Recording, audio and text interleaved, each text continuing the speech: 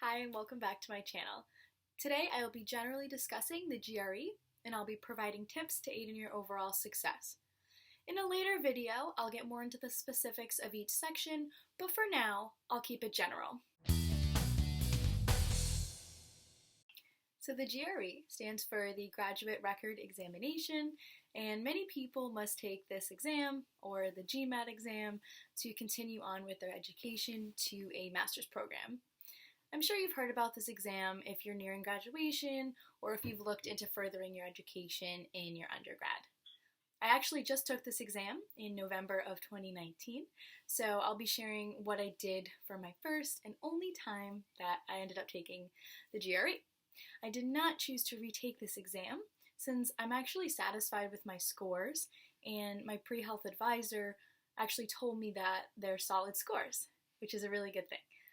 Many people fear having to retake this exam, as I once feared it as well, so hopefully I can help you avoid that. So I approached the GRE by buying a book. So this is the book that I bought. It's actually by Kaplan, and I found it at Barnes & Noble's for $40. This book includes general information about the GRE, strategies to approaching each section, a plethora of practice questions per set, review of different mathematical concepts, different types of questions for both the quantitative being the math and the qualitative being the vocabulary and reading sections. And it also includes how to tackle the 2 writing prompts during the analytical writing section. And this book is actually a huge resource. It comes with an online access code, and that gives you access to different practice exams, a Q bank, which is like a question bank. It gives you videos, workshops, quizzes, different practice sets, and different writing prompts as well. So personally, I did not use this as much because I bought the book actually a year before I made a test date, so I kept putting off studying and didn't actually use this to my advantage. It expired within a year, so kind of when I needed it the most, I couldn't use it, so I will get into this a little bit later, but that was one of my mistakes with studying. So using this book though, I was able to type up a study guide for the GRE quantitative section to kind of organize mathematical formulas and produce an outline that I could refer back to, since there are just so many topics pertaining to mathematics and I didn't remember them from prior mathematical courses. My next step, oddly enough, was through networking. I realized that one of my friends was also studying for the GRE, and she told me that she used magoosh.com. That is a website where you can create a free account, so I decided to try it out for my GRE prep. I actually didn't end up purchasing anything on the website, which was a pleasant surprise, because there was actually a lot of free resources that I found to be helpful. I was able to access many videos online that were super organized into sections including introduction, mathematics, verbal, and writing.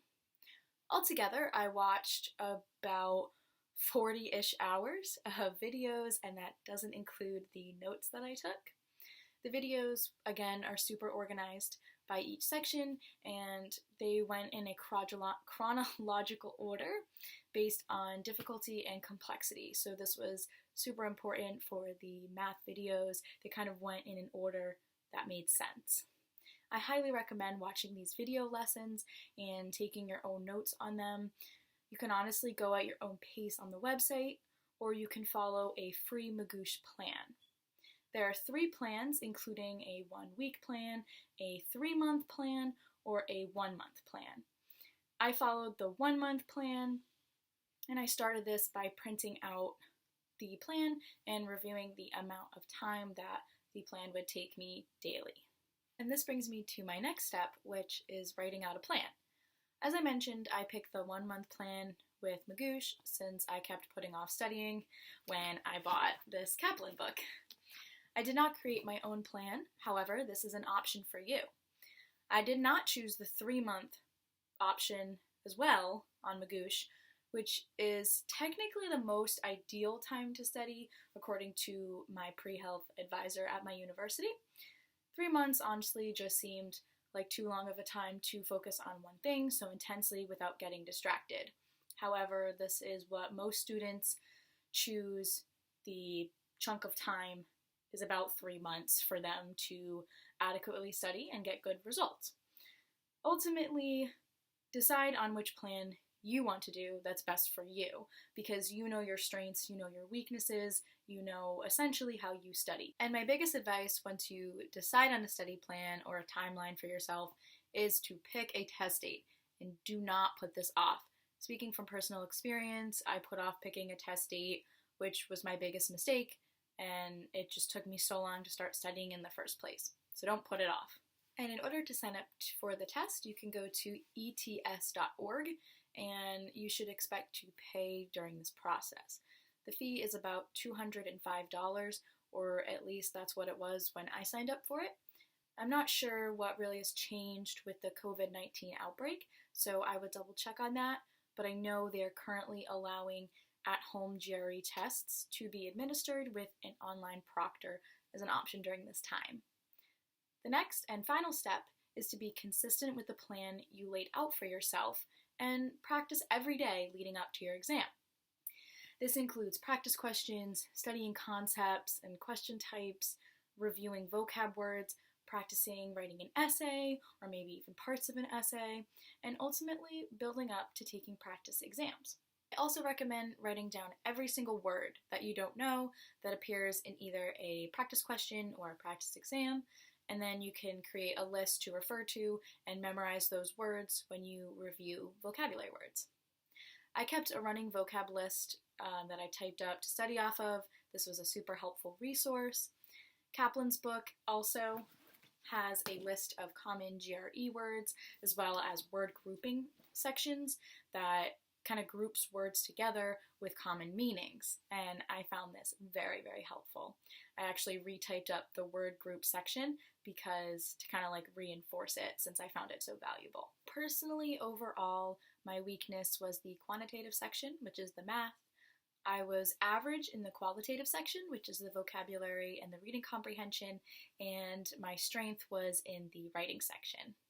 Generally, I'm an average generalized test taker, but as a student, I tend to score above average with an above average GPA.